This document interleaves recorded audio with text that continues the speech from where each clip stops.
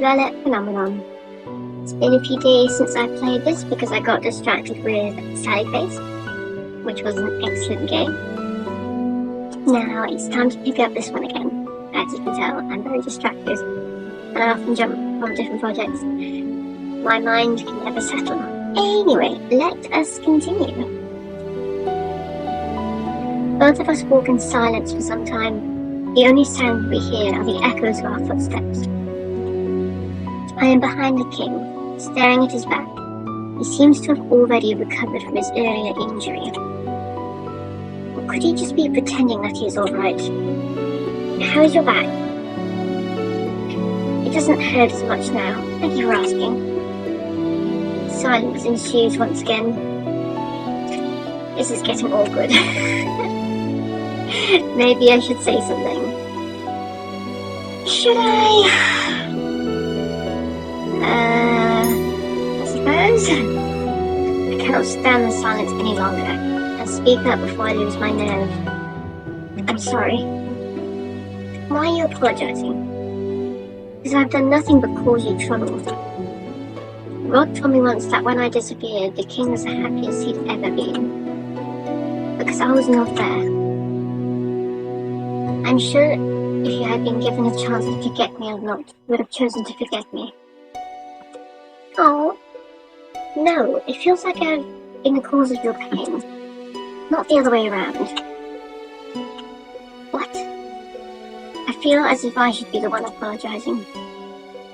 I've been wondering for a while, if you are indeed my daughter, why do you address me by my title? Will you not call me father?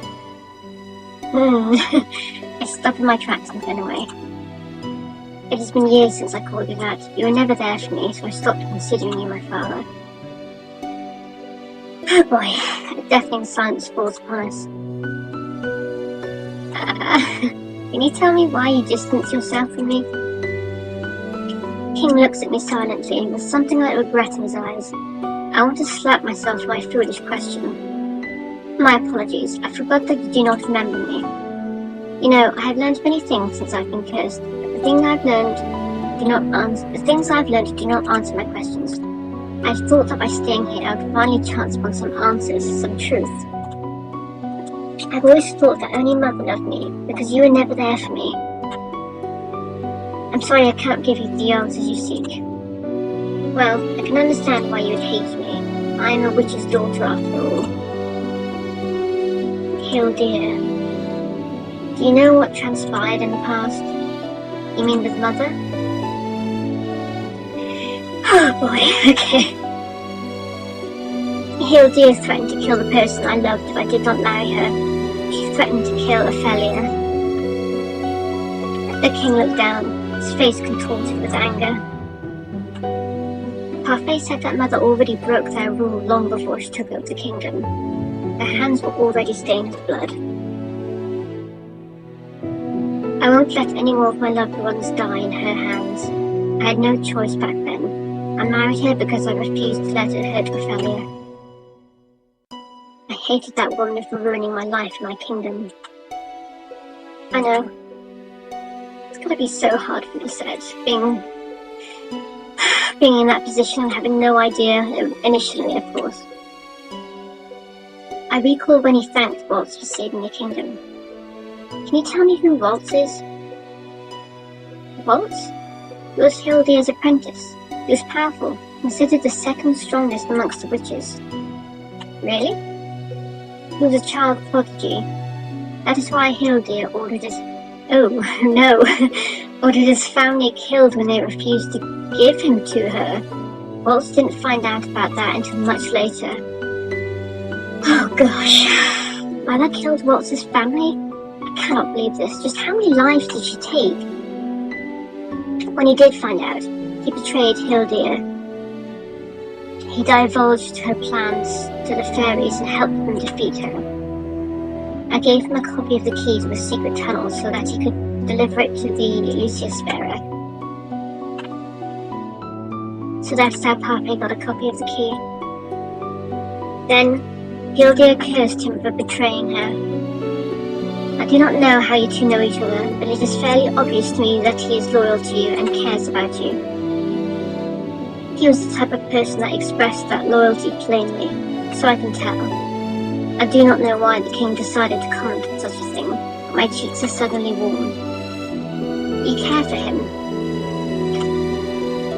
Do I? Of course you do. He's a good man. How did we even get into this conversation?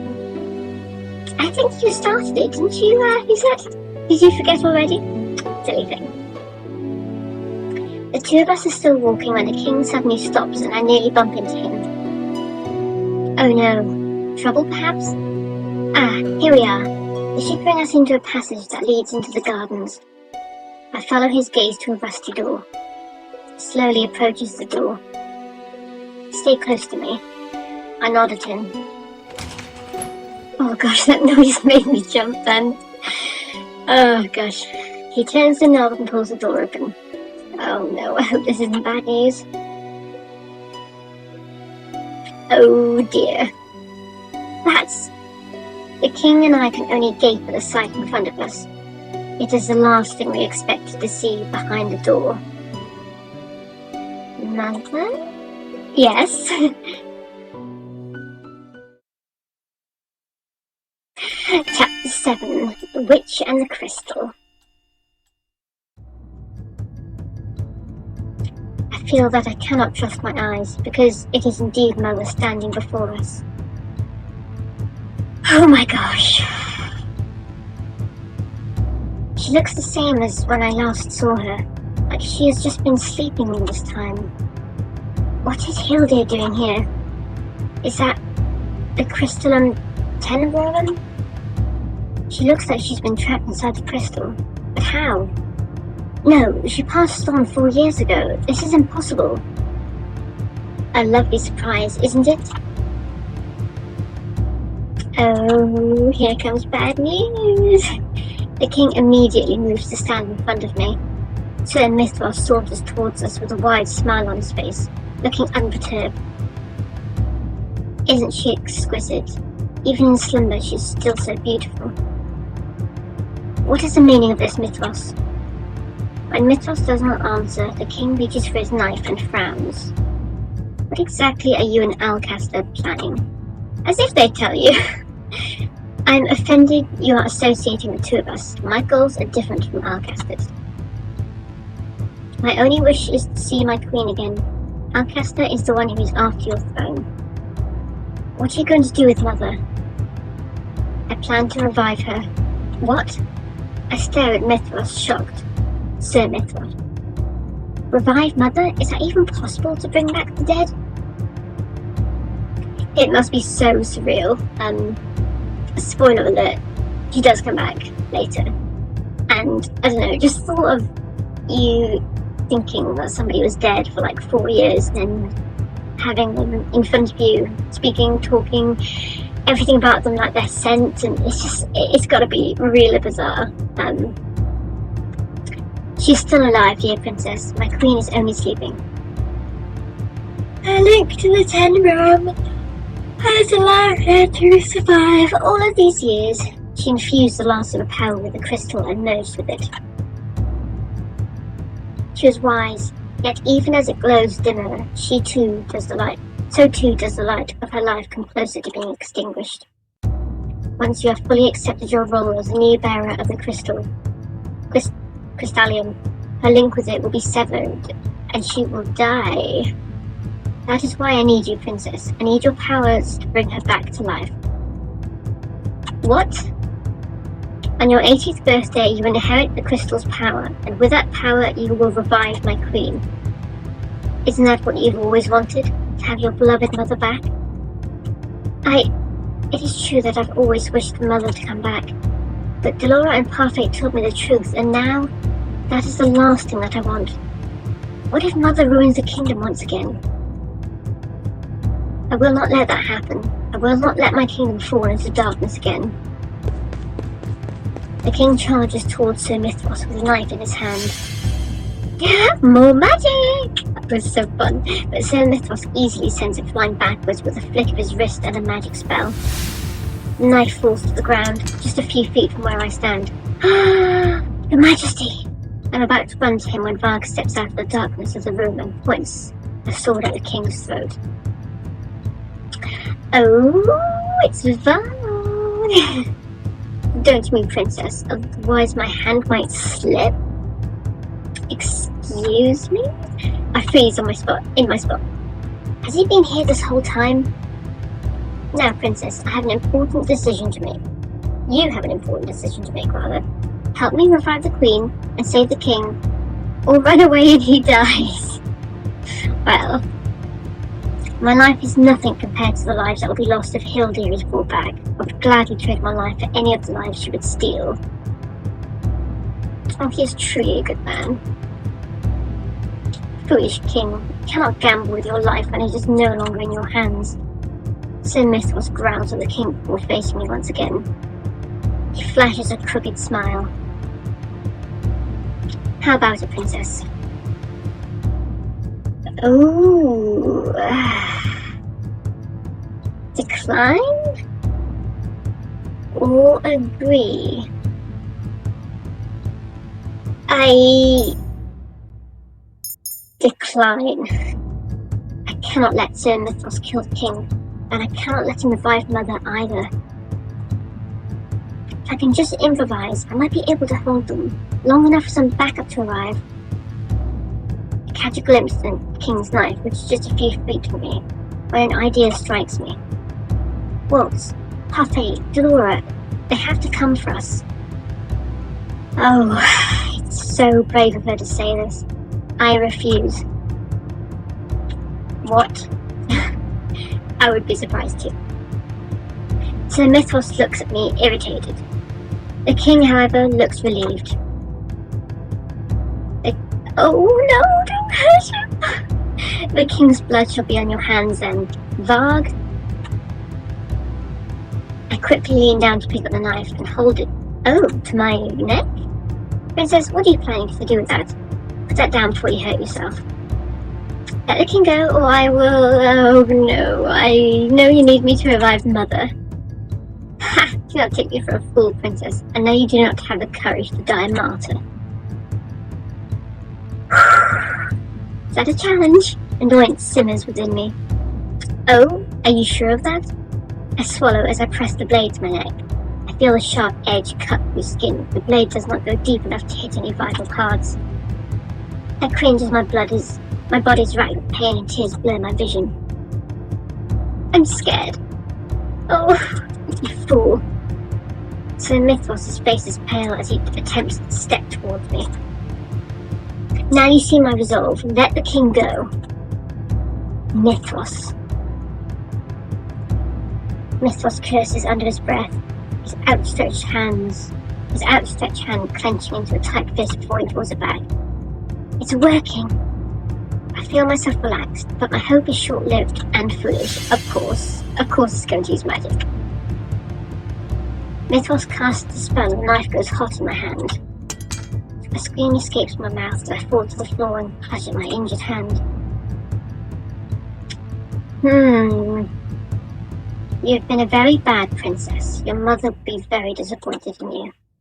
I glare at Mithras, but he only clicks his tongue, face stern. This would have been so much more pleasant if you'd chosen to work with me, princess. I will get what I want, princess. Even if I must break you to revive my queen, I will do it. I will suffer the consequences for it later. Mithras turns to Varg. Varg, put them both in the cells. I take a few backs as Varg approaches us. All I manage to do is back myself into the wall. Varg looks at me, amused, like a cat toying with a mouse. He takes another step, but I do not get to see the movement he makes afterwards. It's making my eyes. That is very bright light. A bright light engulfs the area, eliciting an agitated hiss from Mithras. Magic? But how? Wait, was that me? When the light clears, Varg is still standing. His eyes on my feet. I follow his gaze. Oh my gosh! It's happened! I've made the right choice! My shoes have been replaced with 2 beautiful glass slippers. I bet they're uncomfortable. I broke my curse? What did I do? The king looks at me. His eyes hazy. He opens his mouth to speak, but then stops when Mythos comes to hover just above him, his expression fixed in a glare. Oh, how charming. You sound so done. But your broken curse will not help you now, princess. Now, be a good girl and allow Varg to escort you to your cell. No.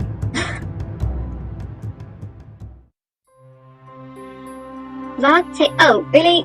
I didn't get to fight? Did I not break my curse? Can I not use magic now? Ah. Varg takes us to one of the prison cells and locks us up. This time be a good girl and don't try to escape. No promises. I scowl at him. He only smirks in response. Feisty as always. He flashes me a lopsided smile before taking his leave. He said. The king quickly takes my hand in his and pulls me down to the floor to sit beside him. He reaches into his pocket, then withdraws a handkerchief. What is he doing? He neatly folds the cloth and leans towards me. I cringe back on reflex. He gingerly presses the handkerchief onto my injured skin. I cringe as I feel, I'm so sorry, your injury is my fault. You have nothing to apologize for. I did it to save you, yet here we are. I am the one who owes you an apology. I turn my gaze away in shame. The king cups my cheeks and turns my head so that I'm facing him. The gesture is so gentle it moves me to tears. A father should be the one to protect his child. Always. His face is twisted in pain as he stares at me, his eyes brimming with tears. I see the recognition in his eyes. Having reunited with my father like this makes me realize that I still cared for him. Please forgive me. I already have. The words take a great weight off my heart. It is as if the ice that has been shrouding it for so long is finally melting away. Without another word, my father throws his arms around me, trapping me in a warm embrace. This is the first time he has ever hugged me. I feel tears brimming in my eyes, and soon I'm crying as I bury my face into my father's shoulder. I'm sorry. Please forgive me, my dear daughter. I'm gonna start crying myself. We stay like this for what seems like a lifetime, leaning against each other and crying, silently asking for forgiveness. I just love the story so much. It's so beautifully written. Once we are more relaxed, I sit down beside my father and tell him what has transpired since I was kissed. His expression becomes darker with every word I speak. We have suffered so much, and I have not been able to ease that suffering in any way. No, my life as a commoner showed me things I had never appreciated before. It was more fulfilling than my life in a palace. The moment I became cursed might be the first moment I started truly living. And so he realizes that in the end, it was all for the best. Just what Dolores was trying to teach her. I take a deep breath as I contemplate the question that has been in my heart all this time. Your Majesty,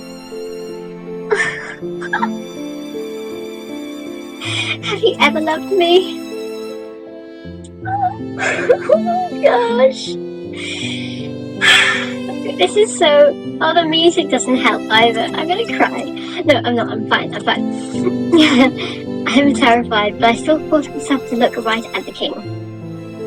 I have always loved you, Lucette. I value you more than my own life. You're my everything, my daughter. I blink at him, my eyes filled with tears. I've waited so long to hear those words from you. If you loved me, why were you not there for me? Why did you let Mother do this to me? Was it because I was her daughter?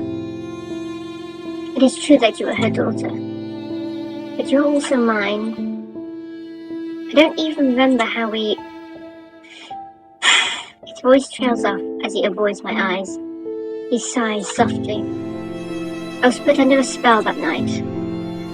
Months later, you came along. I thought I could never bring myself to love you, not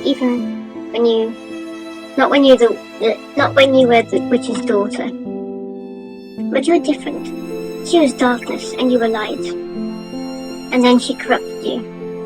Hildia forbade me to get close to you. She was afraid that I would influence you to betray her. And you would have done. She told me that she would steal you away completely if I ever approached you. I couldn't bear the thought of losing my own daughter, and so I did as she demanded. I had to watch you grow up from afar. I had to push you away. The only thing I could do for you was to help celebrate your birthday every year. The birthday surprises every year. The letters that led to the secret birthday rooms. The surprises were always a highlight of my birthday. This whole time, it was you who planned those surprises. I could not let you know that it was I who planned those surprises. The beautiful smile that you had on your face when you saw all of your gifts was more than enough. I'm really sorry for everything you said. Not being a good father, not being there for you, or pushing you away. After your mother died, he paused then, shaking his head. After I had thought she had died, I thought I might make it up to you, but I failed miserably as your father. You were already so far away from me. I tried to get close to you, but I drove you away. I do not blame you. I think back to all those times when he tried to talk to me or approach me. I would always walk away or refuse to talk to him. Because I hated him.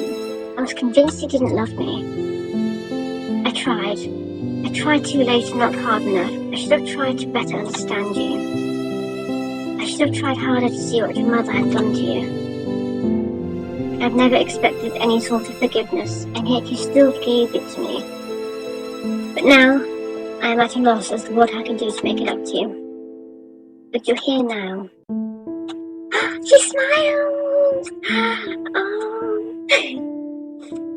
I smile at him hesitantly, and he smiles back. He leans forward to place a kiss on my forehead, even as he wipes a tear away. I love you, Lucette. I love you too, Father. He rests his hand on my cheek. Allow me to make it up to you. Allow me to protect you. Oh. This is just too much for me. You cannot bring her back, Lucette. There will be too many consequences. But if I refuse to help them, they will kill you. Father shakes his head and smiles. I have to give up my life to give you and our kingdom a brighter future. If I have to, then so be it. Princess, it's almost time to go. Father moves to stand in front of me. Oh, I won't let you take her. Varg doesn't answer. He does that thing again. Don't do this, Lucette. I ball my hands into tight fists. I have no other choice. I'm sorry, Father. I cannot let them kill you. No, don't do it! I try to smile at him reassuringly before walking away with Varg. No, please don't do it. The last thing I hear is him calling my name before Varg closes the door. There is silence in the hallway. I'm once again standing in front of Mother's crystallized form. It's time, Princess. Now put your hands over the crystal. I stare at my mother's crystallized form in silence, but fear takes hold of my body. Time is of the essence, Princess. I do as commanded and set my hands on the surface of the crystal. Oh? Moments later, the clock strikes 12, and my body suddenly grows heavy. A strange power begins to flow through me. What is happening? I attempt to pull my hands back, but to no avail. Not only are they heavy, but they feel as if they are glued to the crystal. Even as I struggle to move, I feel my energy dimming as the crystal grows brighter and brighter. She's coming back to life! Yes, yes! I blink a few times as tears begin to sting my eyes. I bite my lip in an effort to keep myself from falling unconscious, and the effort only makes me taste blood. Who's said? No, it's a waltz! Oh, help me! Oh my god, he's gorgeous. Oh my god. Out of the corner of my eyes, I catch a glimpse of Waltz by the door. His hands glowing as he prepares to cast the spell. Waltz! Waltz's eyes meet mine. Excuse me. His expression contorting in anger as he turns to glare at Mythos. This is madness, Myth. You're too late, Waltz. Just a little bit more and the energy transfer will be complete. And my queen will be free from her prison. I won't let you do this.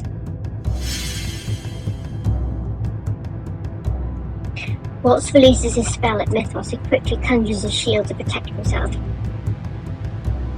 I feel so weak. I feel my knees give out. The next thing I know, Waltz stands beside me with a dagger. He drives the edge of the dagger into the surface of the crystal, cracking it slightly, and then I am free. Waltz catches me in his arms just before my body hits the floor. Oh my gosh, it's so weird to see him growing up. I've gotten used to seeing him in his younger form. Stay with me, Lucette. My body relaxes when I feel his arms around me. I squint up at his face, but his features are blurry. I have to blink a few times to clear my vision.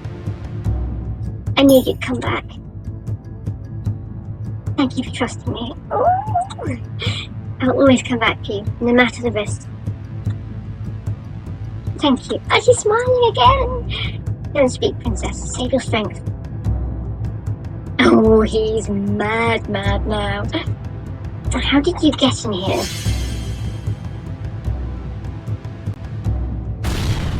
Uh-oh. What? It looks like we made it just in time. Backup has arrived! Oh, Parfait steps through a hole in the wall at her outburst of magic created. She looks solemn. Oh, Mythos is angry again. You! How dare you show your face here? Question mark? Why is that a question mark? You who tried to kill my beloved queen. Kill? Mythos raises his hand to cast the spell, but Parfait quickly freezes him in place with a flick of the wrist. She's so cool. I'm surprised, but then I realize that Parfait is a Lucius bearer. Even in her weakened state, it seems she is a force to be reckoned with. She turns to face me with a weak smile on her face. Oh, she looks exhausted. As the bearer of the Crystallium, Lucius, it is my duty to stop Hildir. Such was my goal, even back then. Even when the two of us were dear friends. While Parfait is speaking, Varg slowly moves forward with his cane. Oh no. Seems just about ready to bring it down on the ground when Parfait turns in place and casts the spell. The magic hits the cane head on, shattering it on impact. She's so cool. Whoops. Varg, however, seems surprisingly calm. It's a good thing that wasn't the only weapon I had, huh? Oh no. Varg suddenly charges towards Parfait.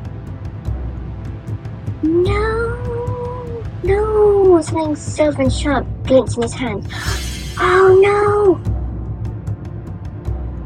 Parfait doesn't even move as she casts another spell. Oh thank god! Knocking Varg back against the wall. The knife in his hand clatters to the ground. Varg staggers back to his feet. The mask covering his eyes falls from his face as he stands. When he looks up, I feel my blood turn cold.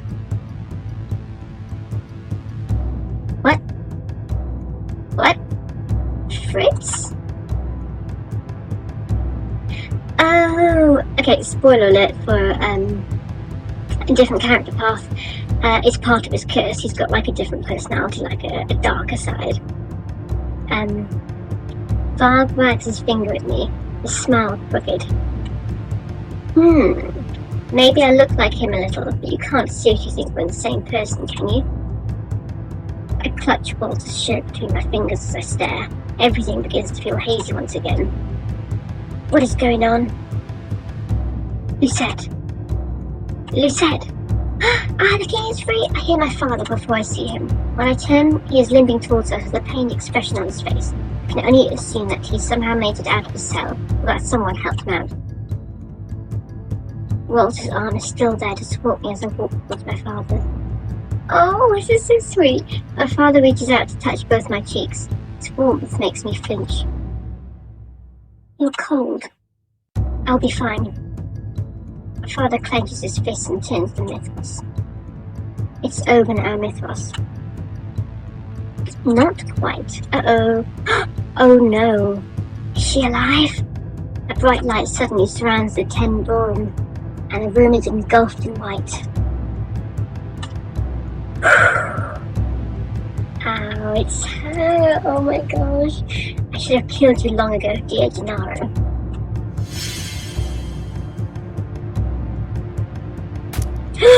No! Oh my gosh! Father! I'm unable to see what has happened, but as soon as the light disappears, I see what horror has happened before me. I scream and I spot the light, from a blade of light.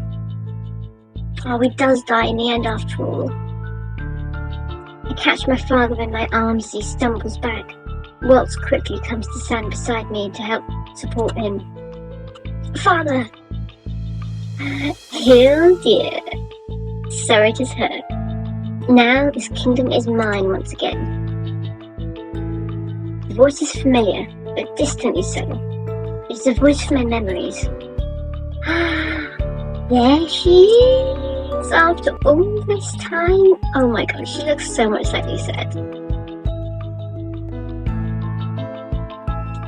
I look up and suddenly, there she is.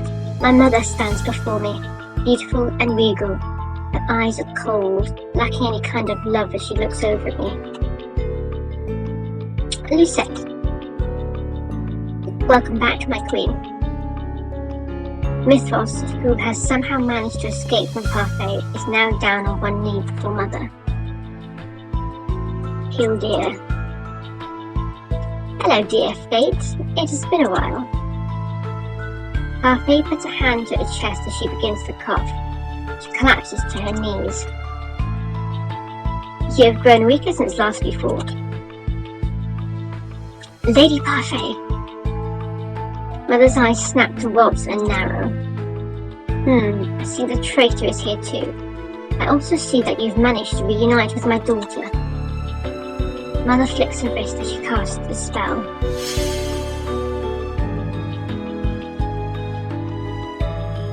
You will pay for what you did to me. Step back. Oh my gosh, this is intense.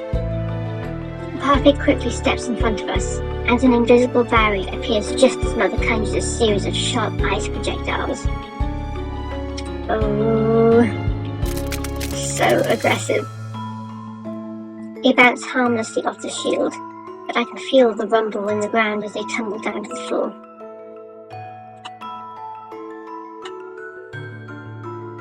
Parfait is still kneeling on the ground.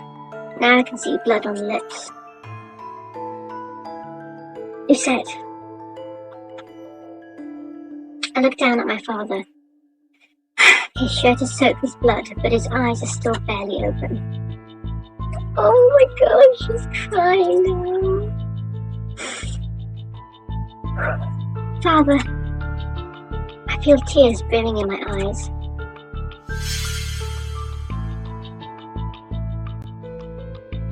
What's going on?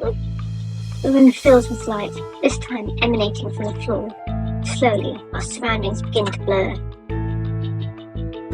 Go then, run away, Parfait. That is all you've ever done. Parfait's voice is pressed in pain as she speaks. We will stop you, Hildeer. The last thing I see is Mother's wicked smile, then the light swallows us whole.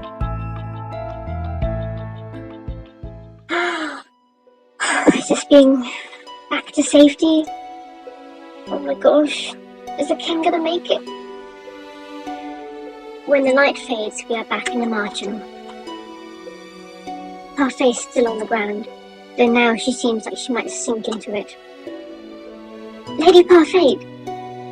I'll be fine. Just call Rumpel, quickly. Waltz darts from the room immediately.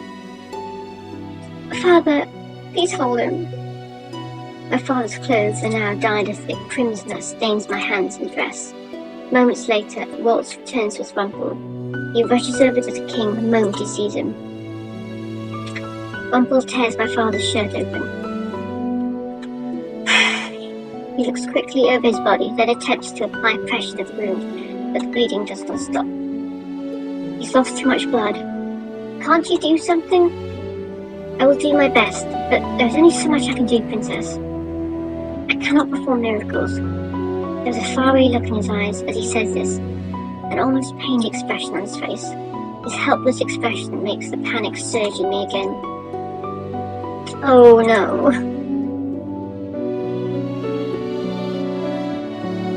Lisette, calm down. I cannot lose him, Waltz. I don't have much time left, Lisette. I turn to look down at my father, my eyes filling with tears. Don't say that.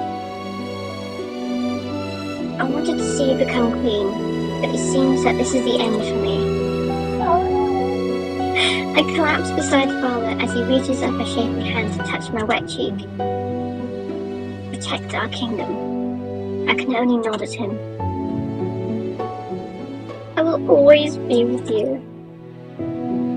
I love you, Lisette, and I'm proud that you are my daughter.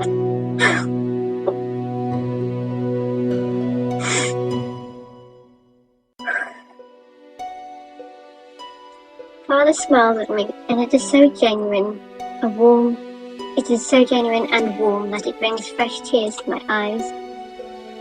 His eyes slowly close, the smile never leaves his lips. Father?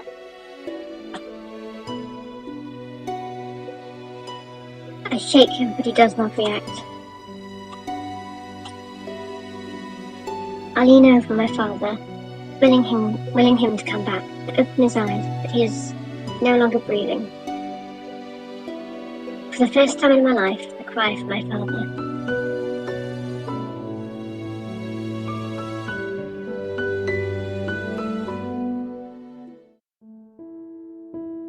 I think this is a good place to stop.